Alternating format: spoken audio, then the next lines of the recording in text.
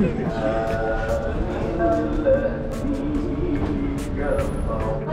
mau ngerokok. Aman lah ya. Apa yang aman? Masih lah, kan 11.25. Iya, masih aman sih. Masih sempat, masih aman. Tempat masih aman. Enggak, udah. Ntar malah enggak. Ini udah.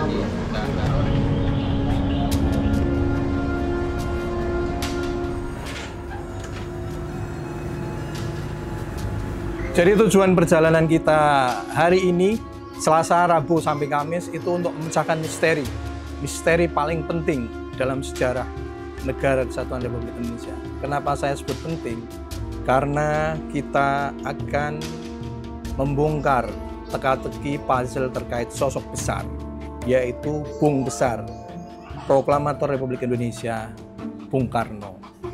Nah, kita akan mengunjungi dua situs penting. Yang pertama adalah di daerah Rejo Agung, Ploso, Jombang. Hampir kebanyakan buku sejarah tidak pernah membahas tentang dua tempat penting ini. Satu, Ploso. Ploso, tepatnya di Desa Rejo Agung, merupakan tempat lahirnya Soekarno. Dan di dalam pojok adalah tempat kawah Candra di muka awal Soekarno.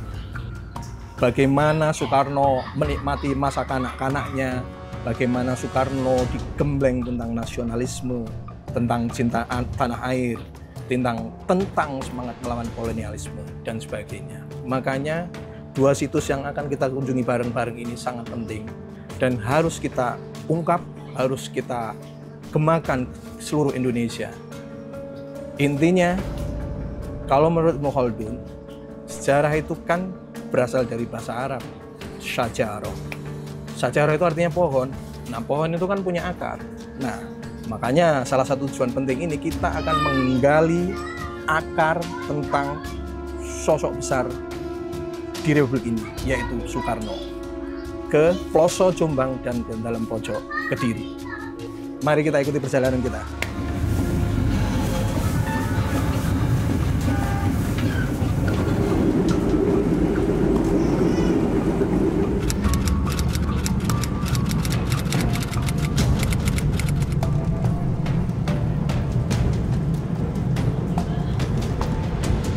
Teman-teman, sebelum kita melanjutkan perjalanan memecahkan misteri, mencari jejak titik nol Soekarno, kita sekarang berada di stasiun Cirebon. Untuk sementara kita rehat dulu di stasiun Cirebon. Stasiun Cirebon itu ada jejak-jejak Soekarno di sini, yaitu ketika tahun 1946, tepatnya di bulan November. Peristiwa sebelum perjanjian Linggarjati yang diselenggarakan di Kuningan. Jadi Kuningan, sebelum ke Kuningan, Soekarno ke Cirebon dulu. Nah, yang lebih unik lagi, Soekarno ke Cirebon itu naik kereta. Seperti kita naik kereta menuju Cirebon. Waktu itu Soekarno disambut ribuan masyarakat Cirebon sambil memekikkan merdeka, merdeka, merdeka, merdeka. Nah, yang menarik, Soekarno itu naik mobil bak terbuka. Nah, ini jejak Soekarno di Cirebon, kebetulan di stasiun Kejaksaan ini. Nah, selanjutnya di tahun 56, dalam rangka kunjungan kerja, Soekarno juga turun, sama naik kereta, turun di stasiun Kejaksaan. Nah, selanjutnya di tahun 60, Soekarno juga melakukan perjalanan ke Cirebon. Tapi yang tahun 60 ini agak inkognito ya, inkognito itu nyamar. Waktu itu Soekarno merencanakan untuk membangun masjid. Karena penghormatan sosok Soekarno terhadap Sunan Gunung Jati, salah satu anggota Wali Songo ya, maka Soekarno mendirikan Masjid Sunan Gunung Jati Garmini namanya. Nah, Garmini ini seorang tokoh perempuan, beliau istri dari Raja Kanoman Cirebon waktu itu, yaitu Sultan Hasanuddin keempat. Nah, teman-teman kalau mau tahu Masjid Sunan Gunung Jati Garmini bisa ke Jalan Kesambi 94. Dari stasiun Kejaksaan ini tidak terlalu jauh. Nah, teman-teman, kalau ini irisan sejarah Soekarno atau fragmen ketika tahun 46, 56, dan 60. Nah, kita akan semacam render ya. Render ke masa lalu Soekarno. Nah, terus saksikan perjalanan kami. kita akan menuju ke fragmen kehidupan Soekarno di tahun 1902 sampai 1907, yaitu di Ploso Jombang dan dalam pojok Kecamatan Wates Kediri. See you next di Ploso dan Kediri. Terima kasih.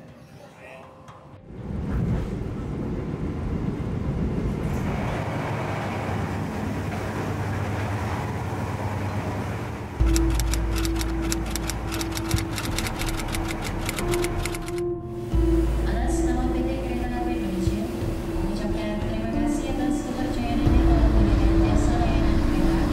Sampai jumpa pada perjalanan berikutnya.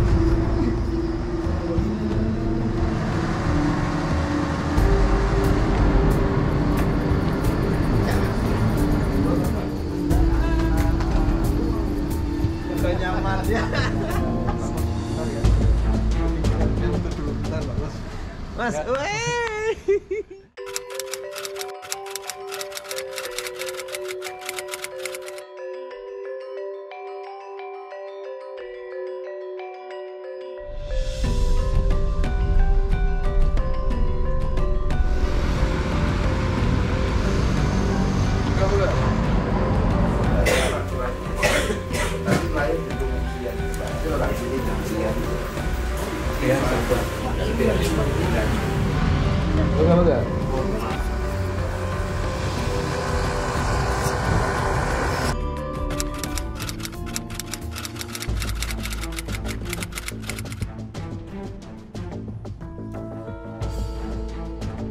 Kita kan dekat dengan Hasyim-Asyari. Kotanya kecil sih Lubang ya.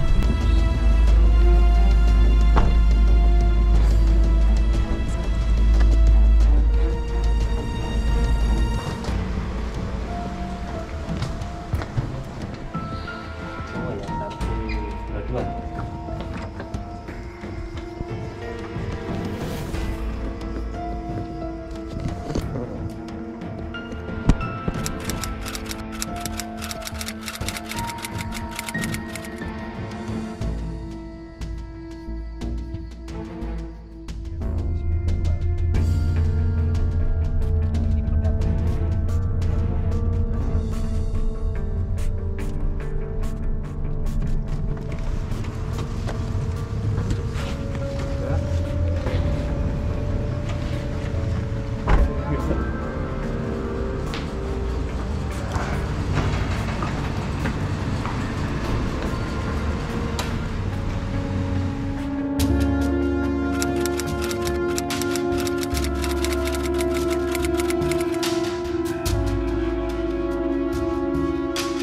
Itu saya masih menjadi Kabid Kebudayaan di Dinas Pendidikan dan Kebudayaan Kabupaten Jombang. Insya Allah tahun 2022 kita mendapat undangan dari Blitar, jaket Bung Karno, jejak kota yang disinggahi Bung Karno. Jadi se-Indonesia itu dikumpulkan. Pertamanya deklarasinya itu di Blitar. Kemudian saya mengumpulkan teman-teman TACB. Ada Pak Nas sama Mas Arif. Kemudian saya mengundang Gus Binhat sebagai pemerhati sejarah. Dan juga Pak Kus sebagai pemilik dari situs dalam pojok. Saya mengundang beliaunya, kemudian kita diskusi. Nah, di dalam diskusi itu saya menyampaikan, ayo anak-anak generasi muda ini harus tahu potensi luar biasa yang dimiliki Jombang. Kalau saya dari kacamata saya itu yang pertama, kita itu punya sejarah tertua, kita itu punya candi, peninggalan cagar budaya tertua. Candi Pandegong itu abad ke-9. Kemudian Candi Mbah Blawu itu juga abad ke-9. Banyak sekali peninggalan abad ke-9. Sementara Majapahit itu kan sudah abad ke-11 gitu ya. Nah, kita itu abad ke-9. Empu Sindok itu Jombang, ya bilang gitu. Itu munculkan itu, biar generasi muda itu tahu. Kemudian yang kedua, kita punya jejak Bung Karno. Ayo kita gali. Teman-teman menyampaikan, Bung Karno itu lahir di Ploso loh, Bu. Oh iya, ayo datang kemana, di mana gitu. Saya sampaikan gitu. Terus yang ketiga, kita punya tokoh-tokoh agama yang luar biasa. Pendiri NU juga ada di sini. Kenapa itu tidak kita munculkan? Ayo kita workshopkan supaya anak-anak muda tahu dan ini diviralkan. Karena sekarang eranya digital nih. Kalau nggak diviralkan lewat dunia digital ini nggak mungkin semua orang akan tahu gitu. Nah, dari situ kita adakan workshop kepada seluruh siswa SMP se-Kabupaten Jombang. Karena rentang kendali kami kan ada di SMP ya. Setelah itu kemudian saya bersama tim ini menelusuri jejak Bung Karno. Dan kami terus bergerak, kemudian melakukan penelusuran. Kami ke dalam pojok, kami ke Pak Wisnu yang dari Blitar itu. Kemudian kami ke Buleleng, Mas. Kami ke Buleleng. Dari keluarganya Bu Ida, itu kami melakukan testimoni. Saya menyampaikan bahwa kami sowan untuk melakukan testimoni karena kami menemukan data ini. Kami tidak gegabah serta-merta menetapkan bahwa itu adalah rumah lahir. Kita punya tim TACB dari Dinas Pendidikan. Itu ada tim TACB yang merekomendasikan cagar budaya untuk ditetapkan sebagai peringkat cagar budaya oleh pimpinan daerah. Kami sampaikan kepada teman-teman TACB, kita jangan serta-merta menetapkan. Kita sowan dulu. Makanya kan kami sowan ke Buleleng, kemudian kami sowan ke Jakarta. Kami juga sowan kepada Pak Bupati. Jadi perjuangan ini tidak singkat, tetapi sudah berproses. Kalau teman-teman sudah mulai 2018, kalau saya mulai 2022. Dan kami sudah melalui semua prosedurnya. Kita sowan ke Pak Bupati, kami sampaikan bahwa datanya seperti ini Bapak, ada data berbeda antara Surabaya dengan Jombang. Tapi kami juga tidak akan serta-merta tiba-tiba kami mendeklarasikan, tiba-tiba kami memutuskan, tapi kami tetap sowan kepada pihak semua yang itu keluarga dari Pak Soekarno.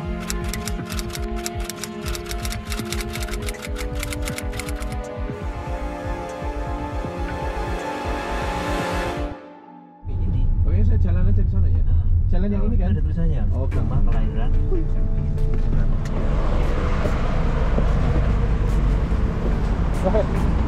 Tutup baik.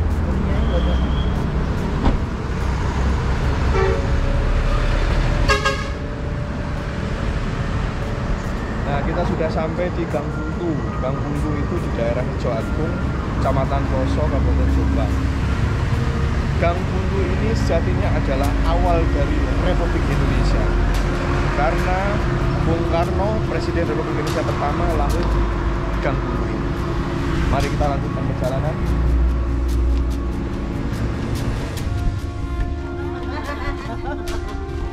Artinya udah ngumpul lagi. Ini kita lihat para saksi sejarah kelahiran Bung Karno sudah mulai berkumpul. Menurut informasi ada sekitar 50 orang. Nah, makanya kita pusing nanti, kita pilah-pilah, kita pilih kira-kira narsum ya paling kita ambil 4 sampai 5.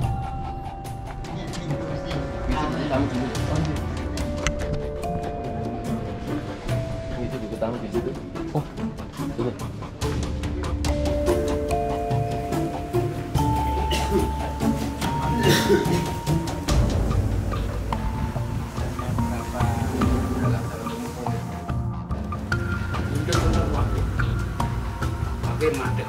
kira-kira ini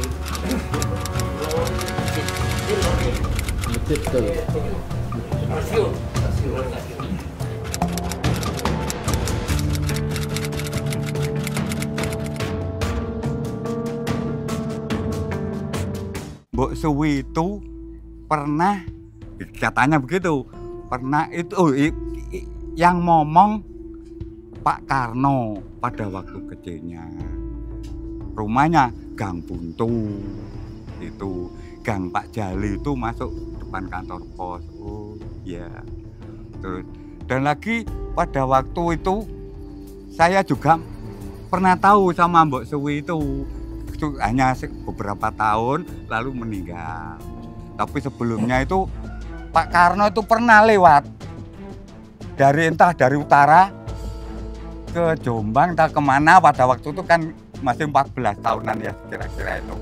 Itu masyarakat Rejakun dikerahkan oleh perangkat desa untuk menyambut Pak Karno mau lewat.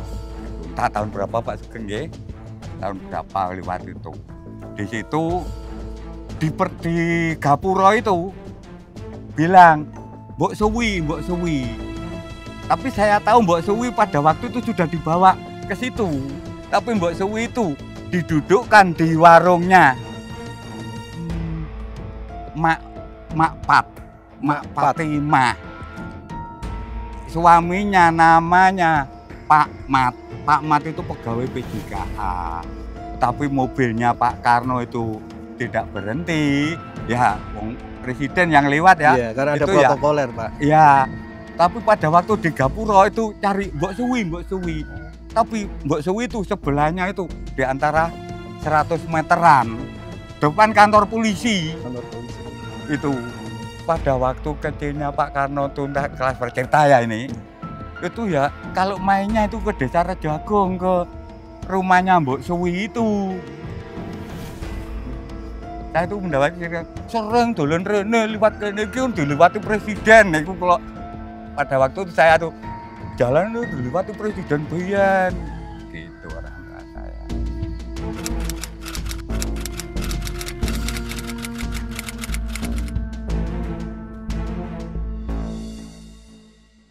Itu saya waktu dulu, yaitu dengan bapak saya namanya Bapak Ahmad Fattah, itu pernah diceritai masalah ari-ari. Cuma nama waktu itu namanya bukan Soekarno tapi Kusno. Nah, saya waktu itu jam 12 malam, Bapak bercerita banyak karena Bapak itu juga spiritual. Bapak itu juga menggali tentang hal-hal kekuatan-kekuatan yang di luar dari nalar. Terus mengatakan, Pak, niku griyane sinten sing minggir kulon dhewe. Rumah yang sebelah barat itu rumahnya siapa? Nah, Bapak Fattah bilang, loh, iku omahe Kusno. Lahirin nang kono Kusno. Ditanam ari-arine sebelah kanan ngarepe omah, depan rumahnya ini yang sekarang roboh.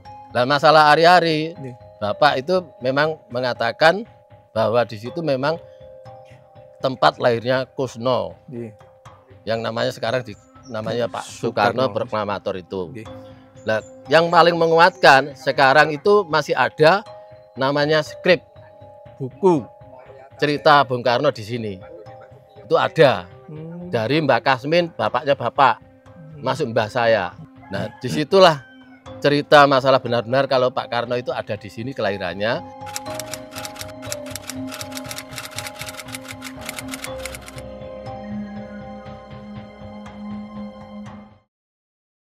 Mbak Joyo pernah cerita Soekarno itu teman main saya. Mbak Joyo Tipe itu bilang gitu. Jadi yang saya tahu itu ceritanya hanya pernah berbicara Mbak Joyo Tipe itu pernah Pak Soekarno itu teman kecil saya bermain.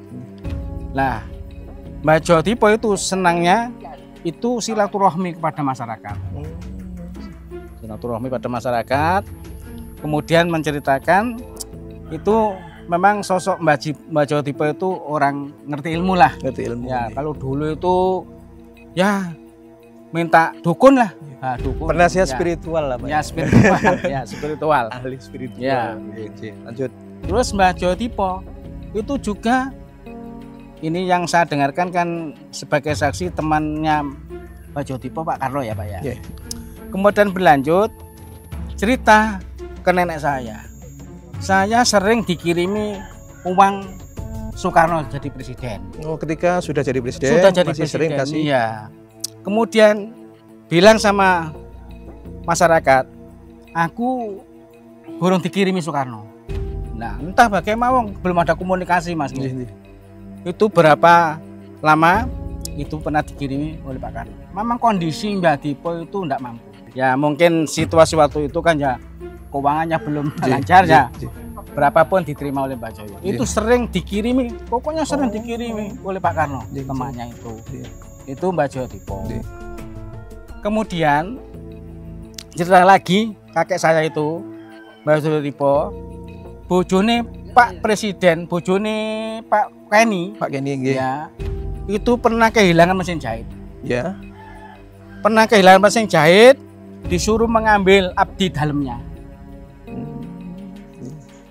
Disuruh mengambil, jangan bilang kalau ini dicuri. Padahal itu dicuri. Balik no mesin jahit itu wong nyala baru dibalik. Itu juga kehilangannya di sini di Rejagong ini. Insya Allah waktu itu saya kan masih SD kelas 1 Mas. Nggih, nggih, nggih. Nggak pernah nggak ngikuti sejauh mana Nggih. begini. Yang penting sering dikirimi Pak Oh, Karno. nggih, nggih. Yang sering dikirim Pak Karno. Dan jadi pada waktu main Pak Karno selalu menang. Jadi mungkin Mbak Joyo tadi, wah ini calon ya mungkin ya kok menang terus gitu. Kalah semuanya. Setiap main masih menang.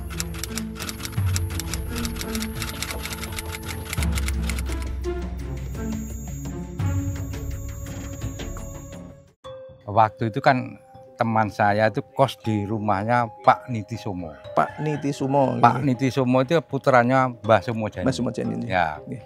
Nah, kebetulan teman saya sekolah di SMP, setiap hari kan saya main ke sana.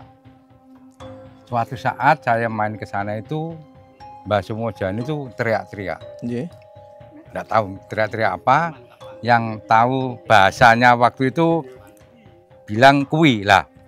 Penerimaan saya waktu dulu itu kui itu saya anggap kue. Nggak tahunya bahasa Jombangan kalau bahasa kui itu kan itu. Itu ya. Atau iku. Ya, setelah itu Pak Niti Somo itu datang ngampiri Mbah Sumojani. Setelah dibantu Pak Niti Somo baru keluar ngomong dengan teman-teman saya, termasuk saya. Masih tuwek-tuwek ngono biyen tahu sing ngomong Bung Karno. Nah, cerita itu. Nah, pada waktu itu kan saya tidak begitu antusias terima ya masih kecil ya itu. Nah, keadaan waktu saya ketemu tahun 66 itu Mbah Sumojani itu sekitar usianya di atas 80-an. Di atas 80 tahun. Ya, sudah tua, sangat sepuh ya. Jadi terbaring itu sehari-hari itu. Jadi yang cerita penuh itu kan anaknya itu. Iya. Pak Niti Somo. Pak Niti Somo tadi ya. Yang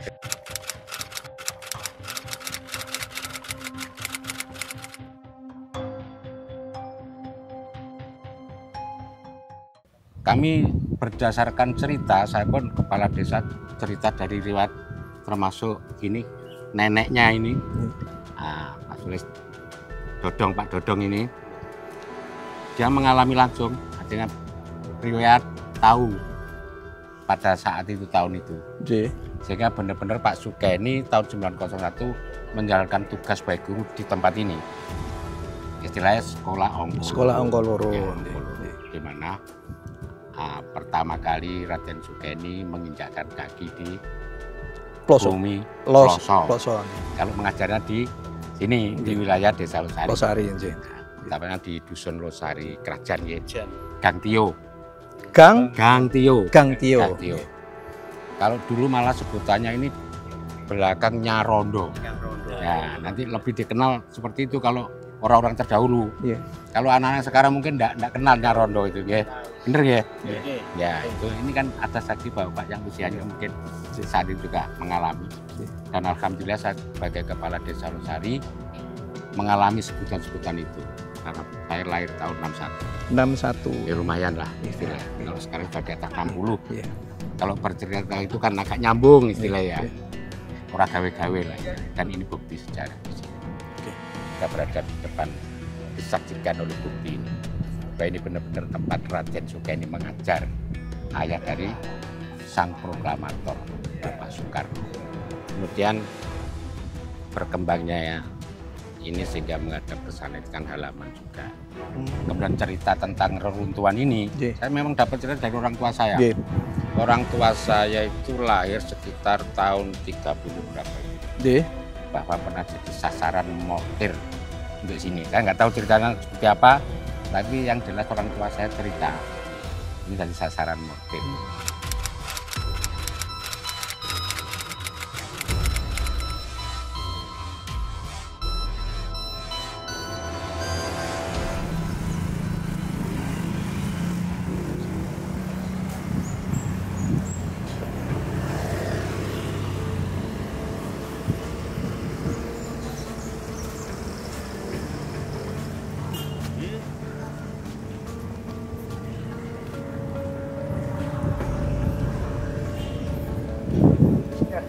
Ada bentuk bangunan kayak pendopo gitu dari desa. Nah ini hilang tahun 98. Jadi dulu kompleks sekolah desa itu sampai ke sana. Oh, luas juga nih. Luas sekolah desa itu. Nah terus kemudian tahun 1910 itu kan pindah ke sana, ke SD 1. Ke SD 1 tadi. Nah, ya. Tapi ketika ini jadi pasar, tapi sisa bangunannya masih ada. Nah ketika jadi terminal, pasarnya kan pindah ke situ akhirnya. Oh, bangunan sisa tadi udah habis ya? Habis, setelah jadi terminal habis.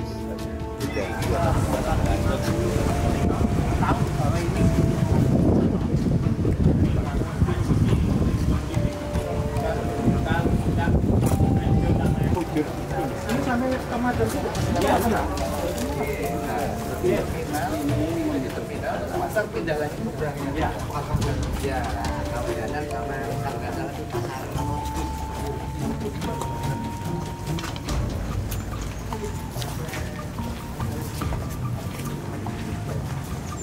Kok Ramil di rumahnya Pak Lurah Ramil? Ya, di sini ada betulnya. UGM. Ya, Dia anu Pak Lurah Ramil di sana. beneran sih menangi bangunan kita beri. Benar. Maksudnya ini makanya dodol pondasinya susah banget. Susah ya. Itu ada bangunan besar. Jadi markas militer pas ada di sini. Ada tuh.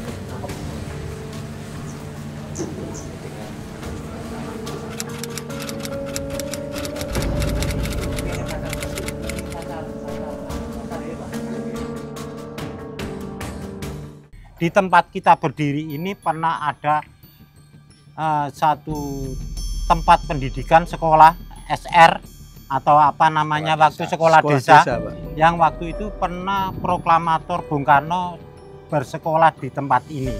Nah, mungkin sekitar kelas 2 sampai kelas 2 karena beliau ketepatan orang tuanya pindah ke Mojokerto, beliau ikut pindah selanjutnya ke Mojokerto. Tapi lokasi di sinilah, di tempat ini, bahwa ini adalah masyarakat, seluruh masyarakat pelosok menyaksikan di sini ada sekolah Bung Karno. Sekolah yang pernah disekolahi Bung Karno. Nah, karena Bung Karno itu dulu bertempat tinggal di Ngelo, tempatnya yang sekarang jadi Desa Rejo Agung, sekolahnya di sini. Kalau ngaji di Pondok Kedung Turi. Nah, ngajinya jadi jarak sekolah rumah ini dengan Bung Karno, rumah Bung Karno sekitar 300 meter, kalau ngajinya itu sekitar 500 meter. Kita lanjutkan perjalanan selanjutnya ke pesantren Kedung Turi, di mana Bung Karno kecil pernah ngaji di sana. Termasuk ayah dari Soekarno juga pernah ngaji di sana, ngaji tarekat di sana. Ayo kita lanjutkan perjalanan.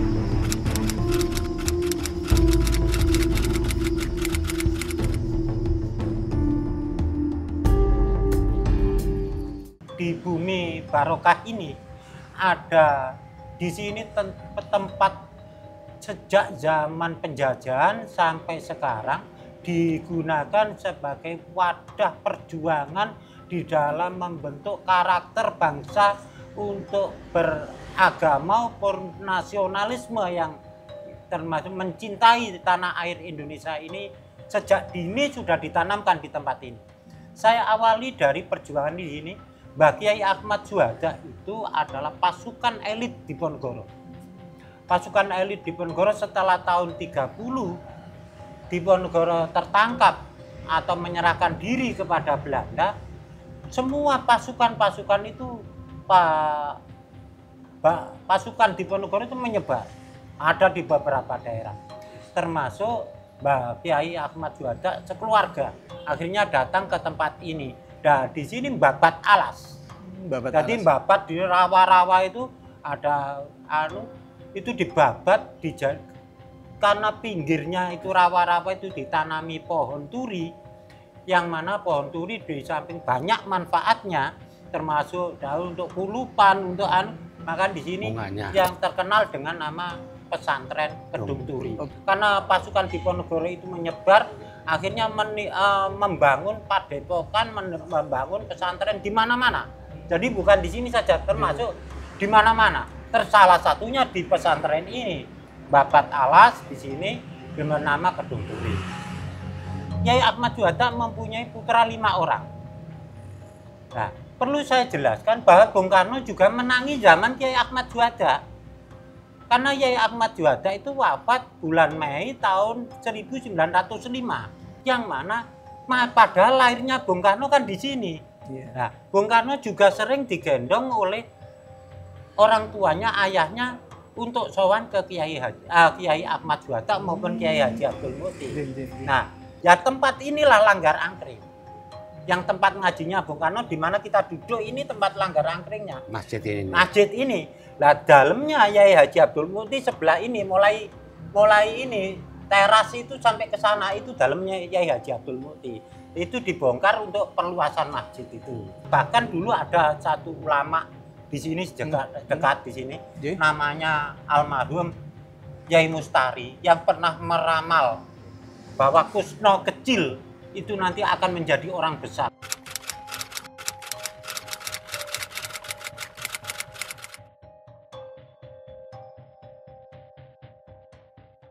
Kami selaku pemerintah dalam hal ini pemerintah Kabupaten Jombang di bidang pendidikan dan kebudayaan yang punya tusi itu, kami juga ingin meluruskan sejarah. Kalau memang kondisi real seperti itu, tentunya kewajiban kami secara kedinasan akan meluruskan sejarah yang sebetulnya kelahiran Bung Karno memang ada di Ploso, Jombang. Kami beserta tim, artinya tim kami ada sejarawan dari Jombang, kemudian juga ada dari tenaga ahli cagar budaya, kemudian saya beserta Bu Sekretaris Dinas. Beberapa hari yang lalu kami coba klarifikasi mencarikan data pendukung ke keluarga Bung Karno yang ada di Bali. Itu yang pertama. Yang kedua, kami juga sudah berupaya menyampaikan informasi tentang lahir Bung Karno yang ada di Ploso Jombang ini ke Yayasan Bung Karno yang ada di Jakarta. Insya Allah juga disambut luar biasa. Artinya beberapa tim kami menyampaikan data dan fakta termasuk cerita tutur dari beberapa orang yang waktu itu beliau bersinggungan langsung dengan proses kelahiran Bung Karno, mulai dari menerima pada saat Bung Karno lahir, kemudian menanam ari-arinya, kemudian juga dari teman-teman masa kecilnya. Ini ditelusuri, ternyata dari tim kami juga menemukan beberapa makam dari beliau-beliau yang waktu itu memang membantu proses persalinan dan masa kecilnya Bung Karno. Itu kita sampaikan di Yayasan Bung Karno yang ada di Jakarta itu. Dalam waktu dekat tentunya kami juga ingin bahwa apa yang menjadi fakta yang ada di Jombang ini tentunya tidak terlepas dari publikasi. Mungkin dalam waktu singkat, publikasi dalam bentuk jurnal, kemudian nanti juga dalam bentuk buku, dan ketika sudah dukungannya menguat, insya Allah nanti juga bisa kita buatkan terkait dengan film pendek terkait dengan kelahiran Bung Karno yang ada di Ploso, Kabupaten Jombang.